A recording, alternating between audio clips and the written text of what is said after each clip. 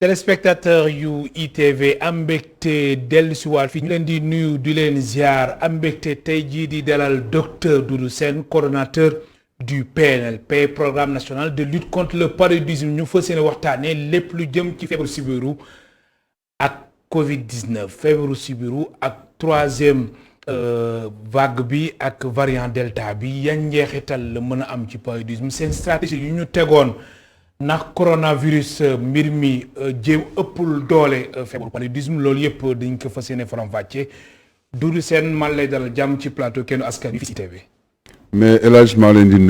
di nuyu tous les téléspectateurs di am mbégte lool di teew fi tey ci contexte bu particulier ci wàllu Covid bi ñu nekk responsable pour la lutte contre le paludisme. oui di am mbégte donc di mën a échanger un peu ci li nga xam ne mooy situation paludisme. face à cette pandémie de la Covid-19. alors dañ koy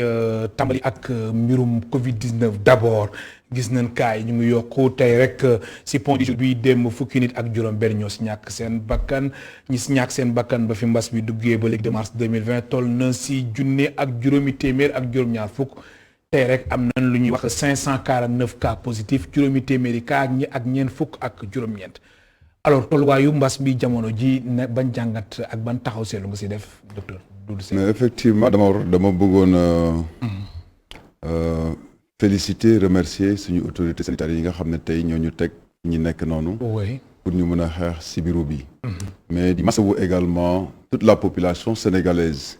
face ak situation bi nga xam ne moom la ñuy dund actuellement mu metti lool. et particulièrement les services de santé et les agents de santé. oui nekk nañ ci situation bu xaw a doy waar. boo xam ne pratiquement mun naa ne sonn nañ trop.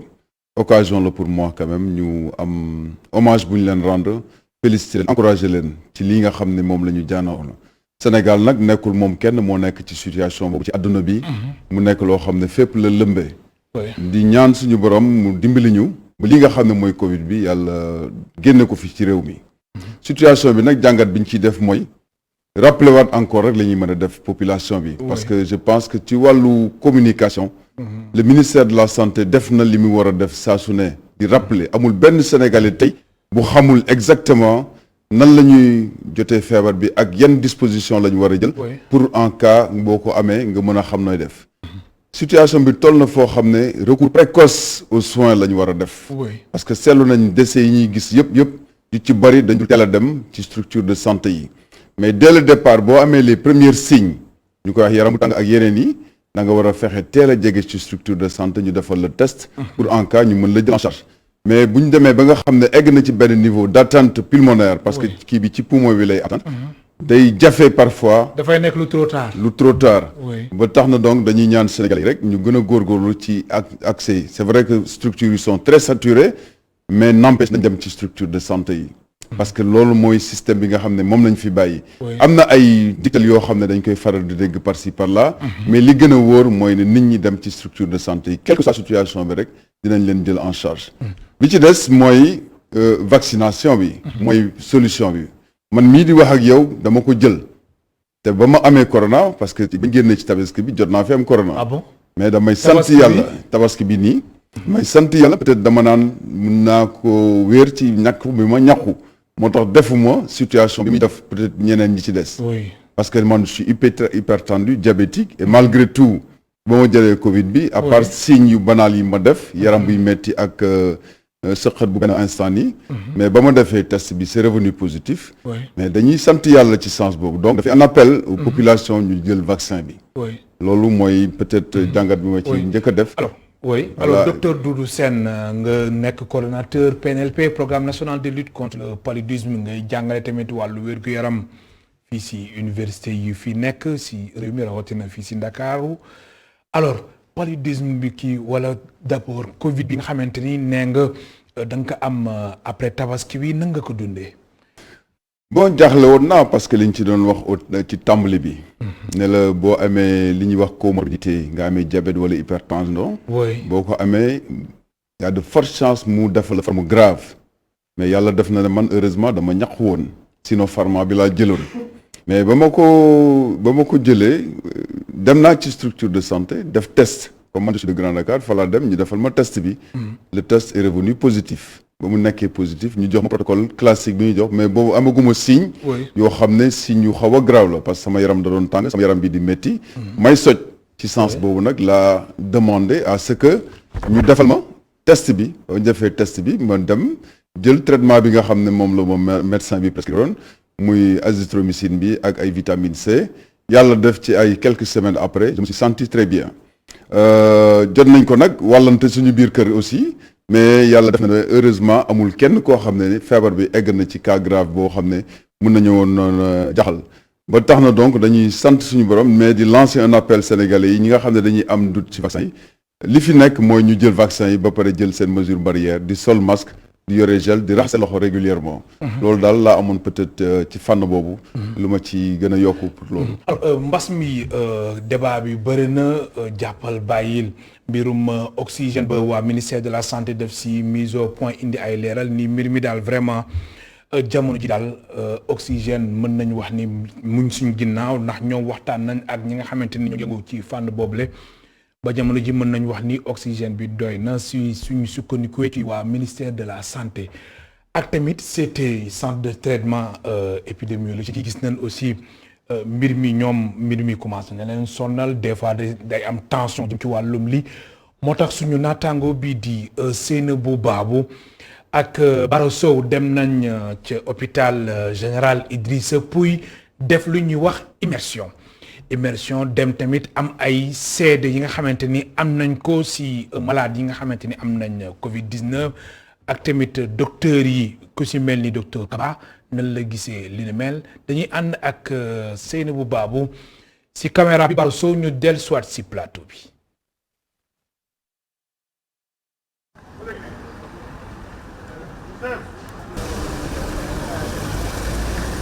hôpital général Idrissa Pouye bu Grand Yoff ngir dugg ci centre de traitement bu épidémie nag am na ay digle yu ñu war a sàmmonteel.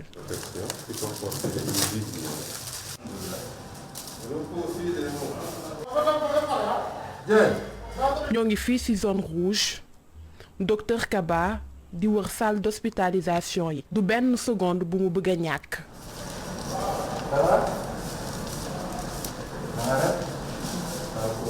ci yile patient benn congolais bu am lu ëpp fanweeri at moom nag toog na ñetti semaines yoo xamante ni réanimation la nekk.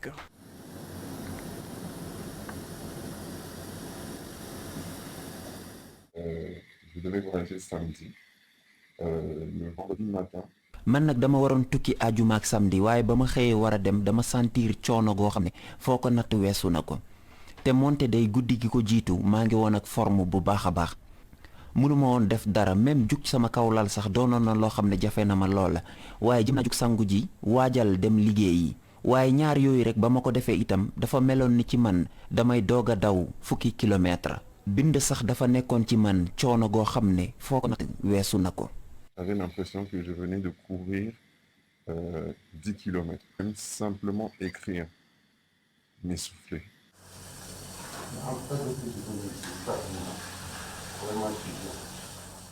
dajaloo yi ñuy tere nag am na fu ñu ko teg paa biile moo ngi jëlee mbas mi ci dëju frère am bi nga xamante ne mbas mi moo ko yóbbu sonnoon na loolu ndaxte dafa am jabet. Et puis, j'ai commencé à manger d'appétit. Je pouvais manger. bëgguma woon ci lekk dara mënuma woon lekk mënuma woon naan te it jafe woon na ci man lool ma taxaw mu doonoon lu métti lool ba ñu ma testé nag ci la ñu gis ne dama positif gannaaw bi laa tàmbalee jël li nga xam ne moo di insuline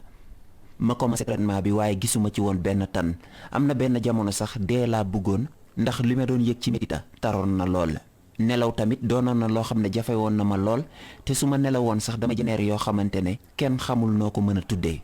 Vraiment, ça me tenait tellement que je voulais même mourir que de continuer à vivre quoi. jigéen yu wérul yi tamit mbas mi laal na leen loolu kii nag moo ngi toll ci juróom-ñetti weer waaye mbas mi tëral na ko. feebar bi lu am la bi ma vacciné woo ba ci suba si laa commencé di yëg symptômes yu njëkk yi maa ngi woo jigéen yu wérul yëpp ngir ñu dem vacciné wu début bi dama foogoon ne grippe la ma commencé di naan ay jus buy mais après bi ma sonnee ba ñu defal ma scanner ci lañ gis ne mbas mi la. ñu dem vacciné wu parce que vraiment métti na trop. CTE bii nag moo ngi dajale façon malade bu nekk ndaw mag jigéen bu wérul lool di wane ne rek troisième vague bii lee laal na tranche d'âge yëpp ak malade yu bëri yi yëpp yu ñu war a surveiller personnel bu hôpital Idrissa Pouye nag sonn na loolu. di ko jaajëfal bu baax a baax mu nekkoon Mame Seynabou Ba bu def reportage bu am solo boobu lay mu ànd si ci caméra bi ak Bara Sow alors Doudou Sène ñoo ko gisandoo ban gis-gis nga am si reportage ak témoignage bi nga xamante ni immersion bi nga xamante ni suñu naataangoo Seynabou Ba ak Bara Sow def nañu ko. di rafetlu lii ngeen di def ci wàllu communication pour population bi gën a comprendre dimension feebar bi mais occasion pour man aussi ñu féliciter encore une fois personnel de santé bi pour effort yi nga xam ne moom la ñuy def pour jël en charge maladie tey jii boo seetaanee reportage bi gis nañ ne système de santé bi def na au maximum li mu mun di def parce que yaa ngi wax sànq ci wàllu oxygène bi tension bi loo xam ne ci li nga doon consommer ci ñetti weer ci oxygène nga war ko consommer ci benn fan c'est tout à fait normal que mu am ay pression ay tension mais heureusement que ministère de la santé jël nañu ay matuwaay pour waxtaan ak ñi nga xam ne ñooy produire oxygène pour que tous les services de santé yi nga xam ne ñooy abriter ay CTE mun a am ay ci wàllu am ay oxygène bi ci des mooy boo leen déglu bu baax témoignage maladie ci la nécessité ñu jël méthode de prévention bi nga xam ne moo fi nekk muy vaccination bi bi jigéen bu wërul dégg nga ko te man récemment lors d'une visite à Thiès médecin bi nee na ma tey jii femme yu wërul yi il paye un très lourd tribut parce que même Abdou Aziz Diouf sax wax na si même le manque d'oxygène bi li muy indi conséquences yi indi seen bakkan conséquences yi non seulement soxna si nga xam ne dafa ëmb mun na bébé bi nga xam ne moo nekk ci biiram mun na fa jaare faatu parce que oxygène bu doyul rek bébé bi du mën a dund normal moom ci boppam tamit kasalika noonu donc pour dire que il est important mesure de prévention bi nga xam ne moom la ñuy préconiser nit ñi dem di ko faral di jël ngi dëggal li nga wax rek comme nu ko suñ naataango yu enquête bi ne tey femme enceinte en danger alors effectivement mu nekk situation bi nga xamante ni vraiment métti na trop alors docteur Doudou Sène yaa jiite programme national de lutte contre le paludisme paludisme sibiru jamono ji nga xamante ni ñu ngi si mbas mi lan la sibiru bi fa mu nekkoon ba léegi tey jógi fa parce que damay faral di wax naan buy taw ngay jooy pour ñu gis sa rangoñ day xaw a jafe tey communication bi am ci Covid bi mu jël loo xam ne sur le plan international ñoo occupé tous les médias pratiquement ba nga xam ne leneen loo wax ñu dégg la day jafe mais ci wàllu sibiru bi li ñu daan def ñu ngi koy def tamit amul benn changement amul lenn lu Covid bi xaw a indi gàllankoor ci yéen li ngeen doon bayee waar bu baax ci wàllum sibiru si dañoo adapté wu rek parce que contexte bu nekk rek da ngay soppeeku yow ci sa bopp fexe dëppoog li jamono laaj nga def ko parce que tey xeex sibiru bi li ci njëkk mooy fexe ba nit ñi tëdd ci sànke en mars 2020 ba ñu déparé avec malgré li nga xam ne moo doon couvre-feu bi ak interdiction de déplacement ville ak ville autorités sanitaires yi jël nañ disposition yëpp pour que le maximum de moustiquaires mën a nekk dans les postes de santé et les centres de santé bi ci des mooy campagne yi nga xam ne dañ koy faral di def muy aspersion intradomiciliaire mooy pompe yi ñuy pompe ci kër yi pour wàññi yooyu def nañ ko fi ñu ko daan defee ak nañ ko daan defee mais bii ànd ak ay protection parce que booy dem ci askan bi tamit il faut nga jël mesure barrière yi nga xam ne moom lañ santaane nekk à distance mais di sol masque aussi mais également di yore gel hydroalcoolique loolu moo ñu permettre ñu dérouler suñu campagne chimioprévention saisonnier bi tamit mooy doom yi nga xam ne dañ ko jox xale yi nga xam ne dañu am 3 mois ba 10 ans jot nañ ko organiser dans les 7 régions yi nga xam ne moom lañ koy faral def muy les régions de Tambacounda Kédougou ak Kolda mais également Kédougou côté Diourbel ak côté Kaolack def nañu suñu campagne boobu prise en charge bu aussi def nañu ay mesures yoo xam ne plus de 1,5 million masques programme national de lutte contre le paludisme joxe na ko à travers li nga xam ne mooy appui yi ñu Fonds mondial di def pour mën a protéger population bi nga xam ne mooy agent de santé yi pour bu ñuy dem ci askan bi ñu mën a jël seen i masque sol yore seen i gel hydroalcoolique donc mesures yooyu jël nañ ko ba nga xam ne lépp lu ñu waroon def ci wàllu lutte contre le paludisme def nañ ko ba mu mat sëkk mais dafa am benn instant population bi xaw a ragaloon dem ci structure moo tax may faire un appel à la population pour bu sa yaram tàngee la meilleure façon mooy nga dem ci structure de santé yi bu ñu la defalee test de diagnostic rapide parce que boo demee dañu xam ndax sibiru la wala du sibiru wala Covid la bu ci mën a nekk dañ lay jël en charge correctement mais palu boo ko amee boo ko fajul y a de fortes chances mu rey la surtout ñi nga xam ne dañoo dëkk Dakar maa ngi koy fàttali parce que ñoom dañoo dem ba dafa am benn baisse de l'immunité vis-à-vis de paludisme parce que palu boo ko yàggee am da ngay dem ba am benn résistance booy développé mais dañoo seetlu ne Dakar ñi nga xam ne du ñuy tëdd ci sànke wala dañoo xaw a négligé surtout période bi ñu nekk nii période hivernage bi di leen ñaan ñuy tëdd ci sànke yi bu sa yaram tàngee nga dem ci structure de santé yi ñu defal le test de diagnostic rapide bu ñu la ko defalee dinañ xam tout de suite ndax sibiru la wala leneen la bu dul sibiru bi dinañ xam ndax Covid la wala beneen maladie boo xam ne day indi yaram bu tàng bu ci mën a nekk rek gars yi dinañ la jël en charge correctement pour bañ a am ay mujj yoo xam ne du neex trop. alors docteur Doudou Sène ma fàttali moom mooy suñu gan tey si émission Kennu Askan Wi moom mooy coordonnateur du programme national de lutte contre le paludisme alors docteur lan moo wutale paludisme ak coronavirus xam nga ñu xam différence bi même sax fekkee ne am na ay signes yoo xam ne xaw nañ ko ñuroo mais c'est important ñi seetaan xam paludisme yan signe la Covid-19 coronavirus yan signe. effectivement boo xoolee corona ak sibiru seen niroo dafa xaw a jéggi dayoo sax mën naa wax maanaam dafa fees lépp ñoo ko bokk ba mu des sëqët bi rek nañ bokk sëqët bu nit yaram buy tàng bopp bi métti yaram bi yëpp di métti bu njëkk ba boo ko amoon bu Covid amul ci période bi dañ naan sibiru la mais Covid ba mu ñëwee ba tey loolu ku ko am ku ne il faut nga xool sa bopp ci ñaari fànn yëpp xool ndax am loo Covid wala donc yaram buy tàng yaram buy métti bopp buy métti ngay tremblé yooyu yëpp dafa nekk ay signes yu ñuy retrouver ci ñaari côté yi ba mu des Covid bi dafay ànd ak sëqët mais variant bu bees bi delta nee nañu àndagul ak sëqët bi ci départ bi parce que mën na am benn signe au départ ci wàllu signe respiratoire mais li ci mën a am rek chaque fois mooy recommandation bi di dem ci structure foo la ñu mën a séparer lii di sibiru ak lii di Covid et bu ci ne mën a nekk rek am na ay prise en charge précoce parce que feebar moom lu la ci nit mën a wax mooy prise en charge précoce mooy nga teel a dem ñu teel laa saytu bu nekkee sibiru am na ay garab yoo xam ne mën nga ko naan mais boo bàyyee ba mu jàll dans la forme grave li ñu lay traité pratiquement ci Covid ci réanimation boo motul di nga egg foofu te mën na laa faat tamit parce que bu ñu fàttali ne ñu ba ñu defee suñu saytu bi di fàttali ne ci àdduna bi bu njëkk ba Covid lim palu li mu daan rey wax dëgg fa yàlla moo ëppoon téeméeri yoon Covid surtout fii ci Afrique parce que boo xooloon carte Covid bi ak carte palu bi dañoo xawoon na dëppoo opposé wu boo demee Europe fa nga daan gis Covid bi mais léegi Covid bi tey dem na ba law ci àdduna bi yëpp may fàttali ne plus de 216 millions de cas la ñu gis en 2020 ci nombre de cas de palu avec plus de 406 000 morts ci palu 400 000 morts ci àdduna bi yëpp mais fii moo Sénégal am na une certaine différence aussi bu ñu noté entre 2020 ak 2021 2019 ak 2020 nombre de cas yi dafa xawoon mel ni lu augmenté parce que sibiru boo ko yoree yor nekk sa biir kër yoo bi nga xam ne moo la ko jox day continuer di jël ci sa deret di ko jox keneen ba tax na nombre de cas yi day gën a bëri parce que boo teelul jël sa bopp en charge sibiru bi du génn ci sa yaram de telle sorte que si tu n'es pas protégé day dem ci keneen. très bien alors en détail lan nañ mën a wax fekkee ni sibiru lu mu rey diggante 2 mars 2020 ba fii Covid bi duggee ba léegi ak tey jii 13 août 2021 nga xamante ni Covid bi ñi si ñàkk seen bakkan toll na si 1570 junni doomu aadama ak juróomi téeméer ak juróom-ñaar fukk alors si xayma fekkee ni sibiru bi la ñaata nit ñoo si ñàkk seen bakkan suñu jëlee période boobu du 2 mars 2020 au 13 août. ñun tey bu ñu xaymaa suñu bilan parce que chaque année dañuy def xayma bi yëpp. oui ñun ñu ngi retrouvé wu ci 400 et quelques décès. ci 400 et quelques 400 pour 2020. pour 2020. 2020 mais bu ñu ko comparé ak 2019 on était à 373 décès environ. mais dafa mais bari boo xoolee. bari na quand même bari na. te loolu moo jaaduwut.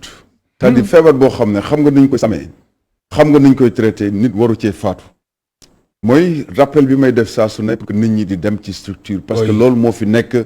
li nga xam ne moom la yooyu ñoo yore jumtuwaay yi donc bu ñu comparé ñaari feebar yi da ngay gis ne tey jii Covid bi jël na le dessus. Covid bi jël na le dessus parce que auparavant palu bi moo doon reyu bali mais tey jii Covid bi comparé ak vague bu njëkk bi nga xam ne dafa meloon lu ciblé mag ñi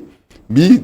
troisième vague bi dafa jël bàyyiwul kenn jeunes yi yeeg ñëpp la ci oui boole. ndax même soo xoolee immersion bu ñu def ci. Voilà. CTE bu gaañ foofu dafa bëri ay jeunes. dafa bëri ay jeunes mais auparavant peut-être loolu li ko indi mooy variant delta bi nga xam ne Oui. tey jii moom la ñuy yaakaar ne moo dugg ci dëkk bi ba amul benn xaj ak seen ci wàllu âge ak ci wàllu morbidité parce que bu njëkk ba dañ naan ko amee diabète hypertension da nga doon faral di faatu rapidement mais tey jii boo xoolee delta bi amul ci distinction que tu sois jeune malade ou non pas malade ni muy def ku feebar ku amoon ay feebar yu nekkoon ci yow noonu lay def ñi nga xam ne dara nekkul ci ñoom. ak déegoo xam ne dafay gaaw ci ni muy lekkee sa poumon yi ba tax na donc feebar bi mi ngi fi nit ñi ñu ko gëm alhamdulilah ñi ko gëmul tamit ñu xam ne feebar bu am la parce que coole ci réseaux sociaux yi dafa bari. dafa bari information yi dafa bari. fake news yi bari na. donc loolu yëpp ñu war a jàpp ne médecins yi li ñu leen wax suba ba ngoon loolu mooy li am. feebar bi am na. niñ ciy muccee mooy nga jël ay mesures de protection di sol masque di raxas say loxo. di am une distanciation sociale pour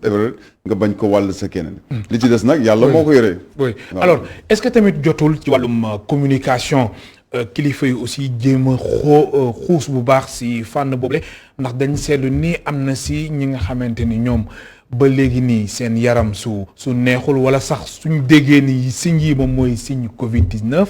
ñoom dañuy toog fu ñu toog wala ñu dem di def automédication. boog yooyu mais boo xoolee est-ce que loolu tamit jotul ñu gën ci sensibiliser nit ñi ñu xam ne vraiment seen toogaay boobu loolu da leen di jural ay jafe-jafe rek ñu dem teel a wane seen bopp ci kër docteur yi ñu faj leen moo gën. boo xoolee communication bi tey amul sénégalais booy taxawal.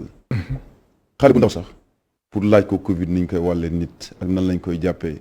ak boo ko ak la mooy signe kon dem responsabilité nañu individuelle day ñëw tey jii ba même protocole bi ku dul médecin sax am na ñoo xam nañ ne da ngay jël antibiotique bi jël vitamine C. et cetera dès l'apparition des signes. donc ci wàllu communication état Sénégal def na lim ci war a def au maximum seulement ñun dañuy am peut-être ay taar ay yoo xam ne ci sénégalais la nekk bëgguma utiliser yenn termes yi. mais d'habitude da ngay xam ne lii dañ la naan bul jaar fii nga gis ne ñëpp dañ naan bul jaar fii. Sénégal fa lay jaar. te boo ko ne bu fa jaar li nga ci am du la neex. wax dëgg fa la communication bi ñu war a def au niveau du ministère de la santé amul benn matin bu média yi di remercier au passage. chaque jour yéen a ngi ciy wax chaque jour ñi ngi gis mais peut-être dafa am ay croyances wala ay attitudes yoo xam ne tey jii. peut-être que c'est pas du jour au lendemain la ñu koy génne. surtout changement de comportement bi nga xamante ni Covid-19 bi imposé na ko. imposé na ko loolu nekkul lu yomb. nekkul lu yomb si ñenn ñi nekkul lu yomb. et loolu dafay refléter aussi benn situation bu Sénégal di dund dans tous les sens. ci wàllu wekk sa morom wekk askan bi ci doxalin yi nga xam ne nit ki dafay doxale ci respecté li nga xam ne doo lor sa moromu doomu adama et loolu tamit nit ñaa ngi wax pour mesures yi ñu war a jël yëpp ñu ngi koy wax saa su ne di ko fàttali peut-être occasion la aussi di ko fàttaliwaat parce que tamit rappel dafa baax ci doomu adama yi daal. alors ñu ngi si mois d'août alors mbir mi jamono ji mën nañu wax ni paludisme moom mbir mi jamono ji xëy na mën nañu wax ni Covid-19 moom moo ko xaw a muur tuuti mais alors ren ji ak 2021 bii nii situation bi lan la exactement. situation bi ak stratégie bi nga xamante ni moom ngeen mettroon en place fa ngeen si toll. ak stratégie bi ñu jël en charge. alhamdulilah. ñu ngi door a terminer suñu campagne aspersion intradomiciliaire. très bien def nañ ko ak Kédougou def nañ ko Maka Koulibantang Koumpentoum ak Koungheul. li ñu ci waroon def yëpp def nañ ko ba mu mat pulvériser nañ ko parce que ciblé lañu woon la. bi ci des mooy chimioprévention saisonnière def nañu passage yëpp. mais avec difficulté il faut le reconnaître. parce que tey jii personnel de santé bi nga xam ne ñooy jàpp ci liggéey boobu parce que il faut rappeler que affaire du Covid kese moom la agent de santé yi def. il faut que ñu jël en charge tous les autres aspects de santé. tey jii ñoom pour ñu dérouler woon seen campagne c'était extrêmement difficile mais malgré tout def nañu ko. parce que ñoom dañu war a jël en charge malade Covid yi jël en charge yeneen maladies femmes enceintes yi ñi nga xam ne dañuy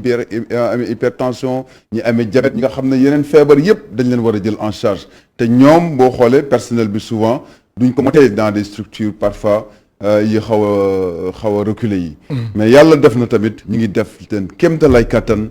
pour taxaw ci wetu askan bi pour jël leen en charge correctement. alors soo nee chimioprévention de paludisme saisonnier via les médicaments lan lay tekki. li muy tekki mooy que ne dafa am comme bu njëkk ba niñ daan joxe Nivaquine bu nawet di jege si. oui ñun li ko changé léegi dañuy joxe médicament bu ñuy wax sulfadoxine pyrimétamine boole ko amodiaquine ñu bëri Fansidar lañ gën a xam. xale yi nga xam ne dañu am ñetti weer. bu fukki at ñoom comme ñoom ñooy cible bi nga gën a vulnérable ñoom la ñuy jox garab yooyu pour protéger leen contre le paludisme. am na yeneen traitement yoo xam ne jigéen ñi wëruli lañ koy jox muy traitement préventif intermittent ñoom par exemple pour aar leen ci sibiru bi boole kook sànq yi ñuy tëdd saa su ne bu ko ñëpp defee rek sibiru bi mun na wàññeeku bu baax a baax parce que il faut remarquer que tey Sénégal def na ay jéego yu mag a mag ci wàllu sibiru ba mu wàññeeku bu baax a baax a baax ci l'ensemble du territoire national même Kédougou Tamba Kolda yi ñuy wax ne fa la gën a bëree wàññeeku na fa quand même day bëri nag mooy ëpp lañ ci des ci Sénégal parce que 80% des cas de palu boo xoolee fa lañ koy gën a gis léegi te loolu li ko indi mooy écosystème bi nekk foofu yaa am énormément ay moustiques ay ñi nga xam ne ñooy faral di indi yoo boobu ñooy faral di indi maladie boobu. alors si seen ay stratégie bokk na si lu ñuy wax stratégie communautaire prise en charge à domicile moo bi sax ñëw na bu baax a baax ci période mbas mi prise en charge à domicile am na si ñoo xamante ni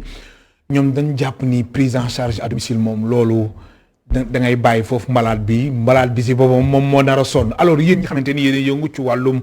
sibiru prise en charge à domicile nan la tëddee. prise en charge à domicile ñu ko wax PECADOM mooy stratégie boo xam ne programme national de lutte contre le paludisme moo ko njëkk a développé fii au Sénégal depuis les années 2008 ba tey. très bien dañoo seetlu woon ne dans des zones reculées. bu nit ki nga xam ne amul poste de santé parce que c'est pas dans tout le pays la ñu am poste de santé ak infirmier ñu jël ay ñoo xam ne dañuy dëkk ci askan bi am benn niveau bi. ñu jël leen ci poste de santé bi former leen ci wàllu sibiru ne leen kat sibiru nii lay feeñee ci nit. yaram bu tàng et cetera.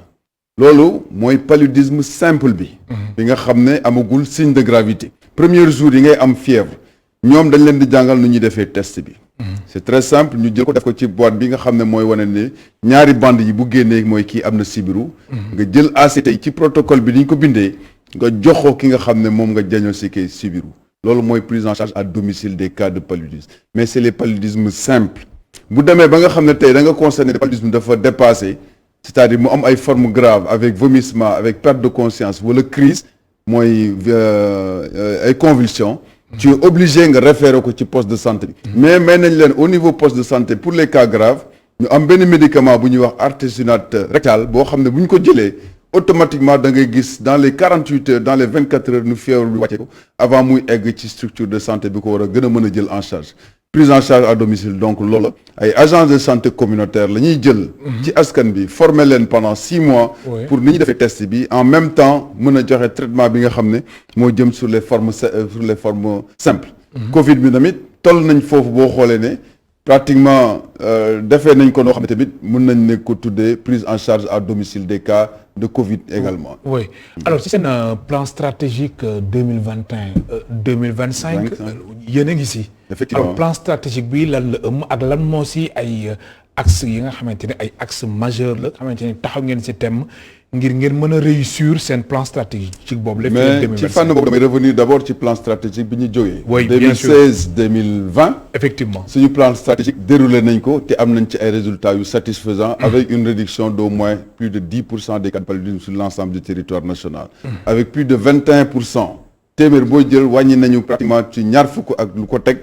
ci ñi nga xam ne ñoo ci doon faatu donc mën nañ am satisfaction ci loolu. stratégie pratiquement même objectif la c'est-à-dire wàññi sibiru bi à peu près de 75% par rapport ak 2020 bi ñu nekk. ci 5 ans yi ñu ñëw. mais également fexe ba rompre transmission bi. sur l'ensemble des 80% des districts ñi nga xam ne ils sont éligibles. rompre transmission bi mooy fexe ba sibiru bi dootuñ ko wàllante foofu ci gox yi nga xam ne tey seen prévalence c'est-à-dire boo jëlee junni téeméeri nit ñaata ñoo ci am sibiru ci at mi. ñu fexe ba wàññi ko tey jii de 80% ba nga xam ne tey jii en partir de 2025 80% des districts yooyu dinañu nekk ñoo xam ne dañuy nekk ci pré-élimination parce que suñu objectif mooy éliminer paludisme en 2030. oui am na ñoo xam ne dañ naan loolu mënta nekk. mais am na ay dëkk yu ko def Chine.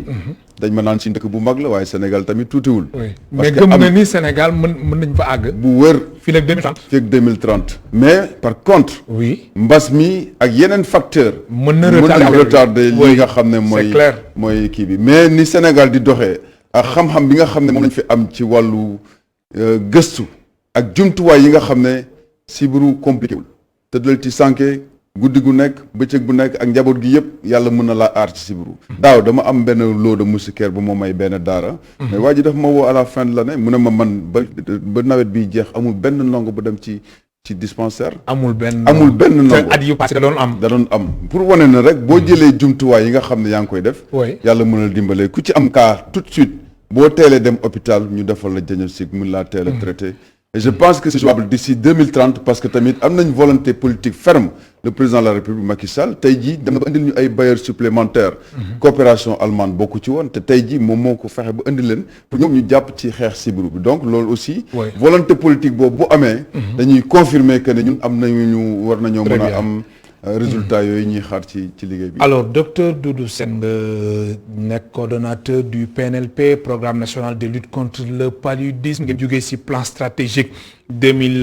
2016-2020 ngeen am ci ay résultats yu satisfaisant léegi ngeen dali ci plan stratégique 2021-2025 alors ak mbas mi nii fu mu toll nii est-ce que yaakaaroo leen dina ngeen am ay gàllankoor yi nga xamante ni plan stratégique bi fi ñu ko accès muy 2021-2025 dina am ay retard wala yéen résultats yi ngeen si doon séentu doo leen ko am. résultats yi comme ni ma la waxee rek. ndax mbas mi kenn xamul kañ lay jeex. mais ñun on fait le maximum d'efforts. pour stratégie boo xoolee stratégie majeure pour lutte contre le paludisme ñoom ñëpp a yem. plan stratégie boo mën a jël rek. chaque jour démarche benn la mooy lutte antivectorielle fexe ba yoo bi nga xam ne mooy responsable bi bañ a développé wu wala bu mu fexe ba mu egg ci ni mooy barrière yi ngay teg. ni ngay solee masque noonu la ñuy solee sànq yi pour mu bañ laa màtt. mooy geste barrière bu njëkk bi ci des mooy stratégie bi ñuy jël femmes yi di leen jox ay garab di leen tëddaloo ci sànke bi ci des mooy xale yi chimioprévention saisonnier bi ci des mooy fexe ba prise en charge précoce par le diagnostic parce que tey ji fexe ba lépp loolu yëpp fu nit nekk ci Sénégal nga mun koo accès mooy accès universel à toutes ces stratégies majeures yeneen yi mooy la chimioprévention wax naa ko sànq wax naa également lii nga xam ne mooy assistance intradomiciliaire mais récemment avec l'appui de la Banque islamique de développement am nañu ay jumtuwaay yu bees muy nga xam ne sibiru nu mu tuuti ci yaram parce que mën nañ ko am te du feeñ am nañ ay appareils yoo xam ne tey jii acquérir nañ ko pour que fu sibiru mën a toll boo demee boo ko defee ak cet appareil lampe yàlla mën na def ñu teel a gis sibiru loolu am na ci district les 25 nga xam ne ñoo nekkoon dans la zone de pré-élimination parce que tey Sénégal dañ ko xaaj ci ay ñetti fànn lañ ko la ñetti part dafa nekk zone yi nga xam ne ñoom yaakaar nañ ne mën nañu éliminer paludisme fii ak 2025 bi nii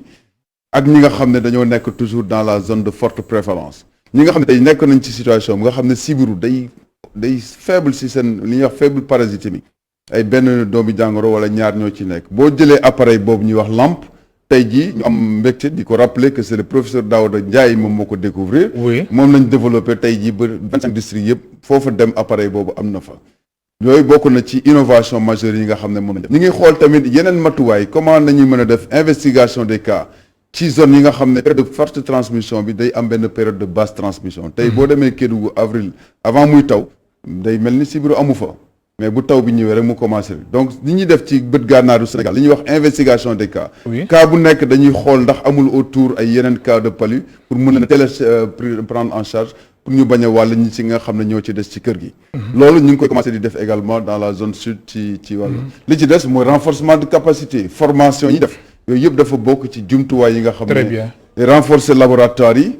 jox leen ay jumtuwaay yoo xam ne lu ñu soxla ci wàllu diagnostic palu nañ ko mën a am mais également médicaments yi dafa am solo am na ay médicaments yoo xam ne tey ku am sibiru boo teelee dem hôpital nu mu garaaw mën na la faj mais justement si wàllum médicament yooyu sax lii daf may permettre ma def benn transition ndax fan nii am na ñu doon def alerte ni am na garab yoo xam ne dafa commencé am rupture am na garab yoo xam ne dafa commencé manqué si pharmacie bi ndax ñi nga xamante ni ñoom dañ commencé am yenn signes yi dañuy dem ci pharmacie yi jëlal seen bopp yenn garab yeeg yooyu alors est-ce que duñ dem ba toll fi nga xamante ni garab yi nga xamante ni kii am paludisme moom lay soxla mu manqué. en tout cas man li ma xam ci structure publique yi public parce que yow privé ngay wax ci pharmacie yi. ñun am nañ matuwaay yoo xam ne amul poste de santé wala case de santé ci Sénégal fii laa wax foo xam ne doo fa dem te doo fa fekk suñu ay garab. muy ACT muy artésunate injectable te loolu tamit en dehors de établissement pour war mën la effort bi ñuy def en rapport avec USAID tey leen sant di leen gërëm il faut le dire parce que tey jii waa PMI ñuy président malaria initiative président initiative du président république de la république des États-Unis benn initiative boo xam ne ay fonds yu ñu jox africains yi la pour ñu mën a xeex sibiru bi moo ñuy jàppale ba ñu am garab yi donc garab yooyu moom am na disponibilité par contre li nga xam ne moom moo am ci pharmacie yi loolu tamit ay message la parce que pharmacie du clinique du cabinet oui mais nga ñëw feebar dem ci clinique ne jaay ma lii bon ñoom itam dañuy jaay rek dañ lay koy jaay donc te loolu am na ay conséquences am na ay conséquences maanaam dem jël garab boo xamante ni yow dëppoowul ak kii bi parce que ñu bëri tey jii mën nañ dem ne tey dañoo grippe alors que période bi ñu nekkoon grippe amul boo ko xoolee cas yi ñuy wax yëpp ay cas de Covid la yu ci bëri te loolu li ko mën a confirmer mooy nga dem ci structure de santé ñu defal la test xam ne kii Covid la wala lii parce que benn bu nekk rek dafa am traitement bu mu dëppool donc nit waroo jël garab nii te xamuloo li la dal exactement nit ñi dañuy dem comme ça ci pharmacie yi ci période du nawet lañ nekk gars yi di leen jox ay médicaments antibiotiques te loolu bu yàggee dafay indi li ñuy wax résistance ci li nga xam ne mooy molécules yi nga xam ne mu disponible actuellement dans ce pays là alors jamono si ginnaaw da nga amoon ñàqari tuuti ci taux de mortalité jëm ci wàllum paludisme ak Covid-19 alors sa ñàqare boobu noonu fa nga si toll ñi am taux de mortalité bi effectivement xaw na yokku ci entre 2020 entre 2019 et 2020 parce que de 300 et quelques décès on est passé à 400 et quelques décès li ko la waral nag moo yéex a dem ci structure de santé li ma wax ci sànq ci sibiru boobu te loolu tant que ñu ngi koy def parce que boo feebaree toog sa kër xanaa ndimbali yàlla dikkal la waaye am na nu muy demee feebar bi toll foo xam ne même boo demee ci hôpital bi nit dootul mën a bari parce que bu nekkee feebar bu simple boo demee am na ay médicaments ACT yooyu mën nañ la ko jox mais dina toll foo xam ne sibiru bi parce que sibiru dafay yàq globule rouge sa deret fi muy circulé foofu lay dugg toj ko créer la anémie mun na dem ba am insuffisance rénale mun na dem ba tey yaram bu tàng bi defal la ay convulsions ba yàq lu bari ci sa système donc boo fa eggee day trop tard ba ñu mun ko réparer mais bu nekkee dès le départ nga teel a jël say ACT mun na la dimbali malheureusement ci ak Covid bi nii ñu bëri dañoo toogoon seeni kër yaakaar ne bu ñu demee ci structure de santé dañ la naan da nga amee corona parce que amoon na benn stigmatisation feebar yàlla koy teg nit ba tax na man mi je suis pas gêné pour te dire que man amoon naa corona loolu dara newu ci tey wër naa donc nit ñi dañuy xam ne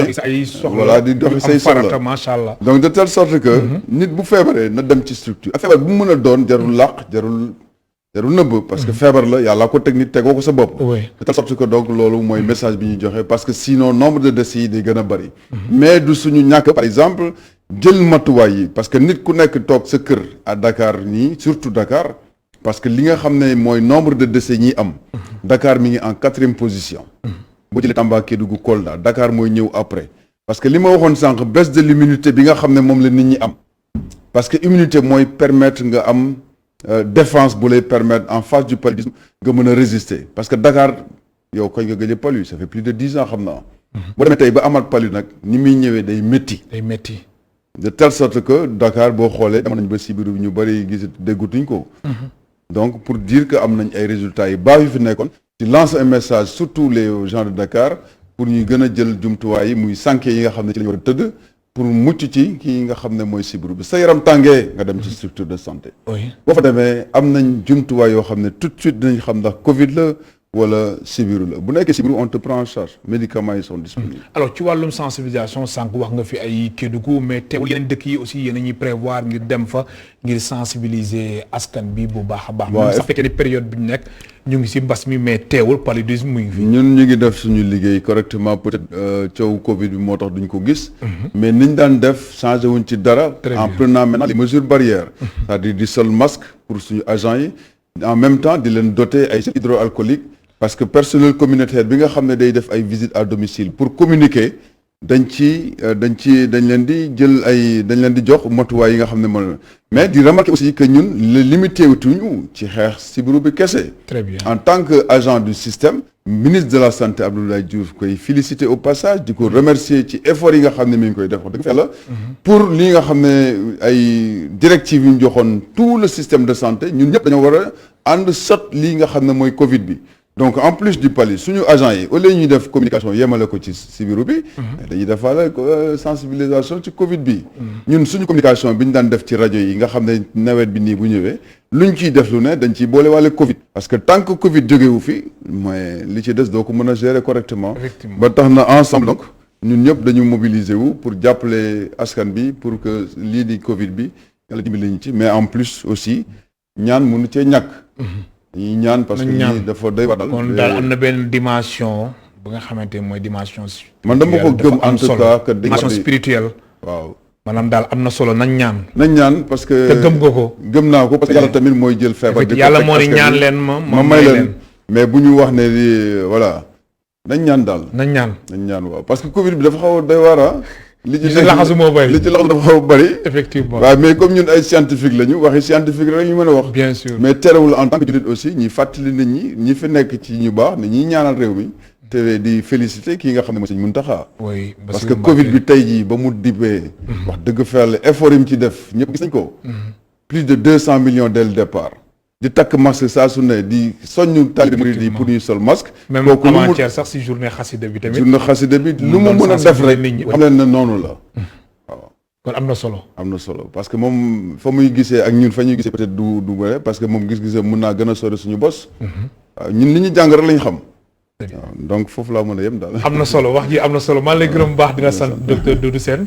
jërëjëf maa ngi leen di sant di leen gërëm. ci invitation bi jërë ngeen jëf ko. mu nekkoon docteur Doudou Sène nekk coordonnateur du PNLP du programme national de lutte contre le paludisme moo nekkoon tey suñu gan si émission Kennu Askan Wi mbokk téléspectateurs yi yéen tamit ñu leen di gërëm bu baax di leen sant amul seen fay. Abdoulaye Ndiaye moo nekkoon ci réalisation bi Aziz Thiandoum moo nekkoon ci son bi Angèle ak Augustin Mandan ñoo nekkoon ci caméra yi ba altine incha allah ñeenti waxtu.